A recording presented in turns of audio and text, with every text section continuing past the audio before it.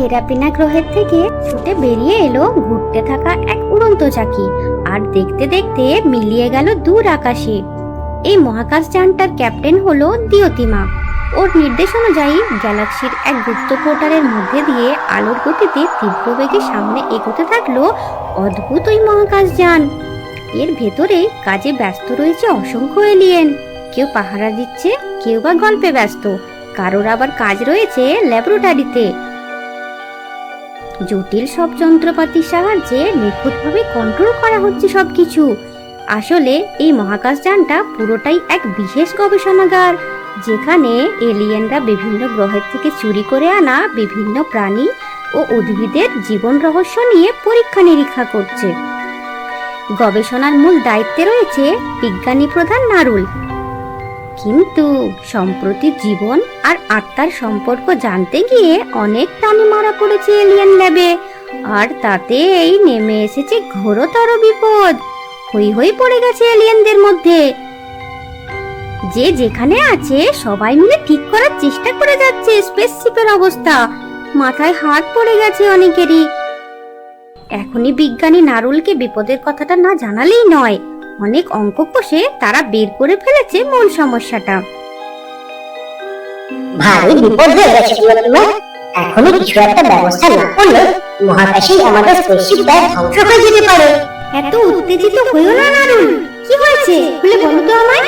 মৃত জীবনের আত্মায় ভারী হয়ে গেছে আমাদের মহাকাশযান। নক্ষত্রের আলোক শক্তি বা পরমাণু শক্তিও এখন যথেষ্ট নয় এটাকে এভাবে দীর্ঘদিন ধরে উড়িয়ে নিয়ে যাওয়ার জন্য। ভয় পেও না নারুল, সৌরমণ্ডলে ঢুকে পড়েছি আমরা।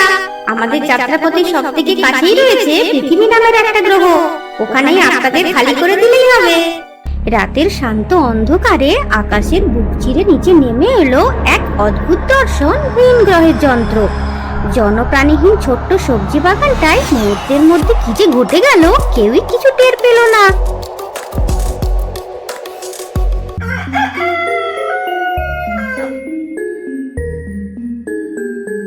আজ ভোর ভোর বাগানে চলে এসেছে বুগ্গু ডুগ্গু। এই সবজি বাগানটা ভারী প্রিয় দুজনের। ওদের যত্নে বহু রকমের সবজি হয় এখানে 12 মাস। আজ ওদের ভারী ফুর্তি। দুটো লাউ আর কুমড়ো বেশ বড় হয়েছিল, ও দুটো তুলে এনেছে ওরা। তবে আজ ওদের খাবার অন্য ব্যবস্থা আছে। গাজর, টমেটো, ক্যাপসিকাম, পেঁয়াজ, রসুন, আদা সব যত্ন করে কেটে নেয় ওরা। মাছ, মাংস, ডিম সব আগের থেকেই গুছিয়ে রাখা আছে রান্নাঘরে। নুডলস, পাস্তা, স্যুপ, ফ্রাই এগুলো বুগ্গু ডুগ্গু দুজনেরই খুবই পছন্দের।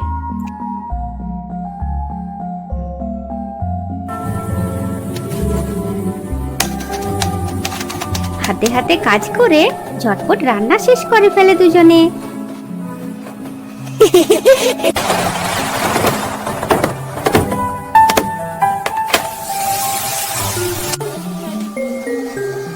রাতের খাবার দেখে জিভে জল এসে গেছে দুজনেরই।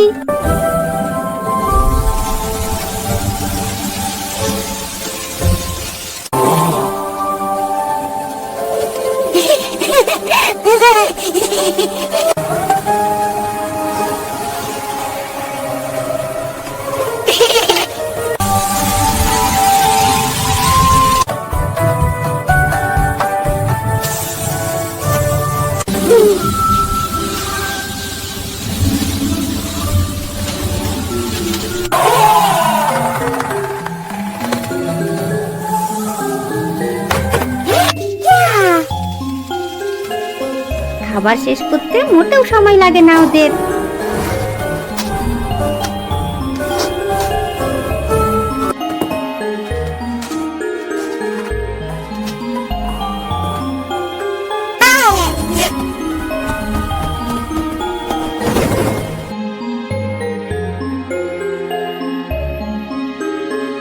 সারাদিনের পরিশ্রমের পর ঘুমও এসে যায় তাড়াতাড়ি। কিন্তু ওরা তো আর জানে না যে কি বিপদ অপেক্ষা করে আছে ওদের ঘরে। এলিয়েনদের ফেলে যাওয়া বিভিন্ন গ্রহের প্রাণীদের আত্মা তারা কোথাও আর জায়গা না পেয়ে ঢুকে পড়েছে বুগ্গু ডুগ্গুর বাগানের সবজিতে। রাতের অন্ধকারে শুরু হয় ওদের খেল। এটা এখন থেকে আমার নতুন রাস্তা। এই হারামজাদা লালভূত, এখানে থাকতে হলে আমার কথা মেনে চলবি, বুঝলি? তবে পাখি কুমড়ো, আমি তোর আগে ভূত হয়েছি, বুঝলি? এটা আমার রাজত্ব, এখানে থাকতে হলে তোকে আমার কথা শুনে চলতে হবে, মনে থাকে যেন। তোরে দেখাচ্ছি মজা, এবার দেখ কেমন লাগে। আয় তবে কুস্তি হয়ে যা।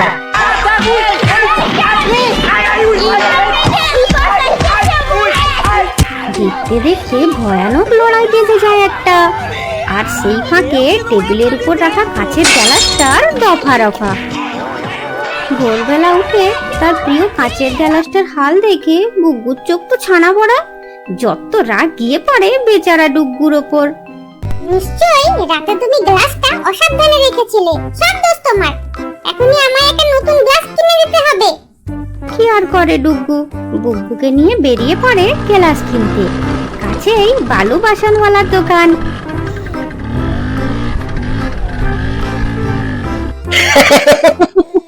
আসুন স্যার, আসুন ম্যাডাম, কি লাগবে বলুন? একটা সুন্দর দেখে জল খাবার গ্লাস দেখাও না আমাদের। হ্যাঁ হ্যাঁ নিশ্চয়ই, সুন্দর স্টিলের গ্লাসের সেট এসেছে, দেখাচ্ছি। বাহ, বেশ সুন্দর তো, কিন্তু আরেকটু বড় লাগবে, এটা খুবই ছোট। স্টিলের গ্লাস এর থেকে বড় হবে না, বড় চাইলে কাঁচের গ্লাস নিতে হবে।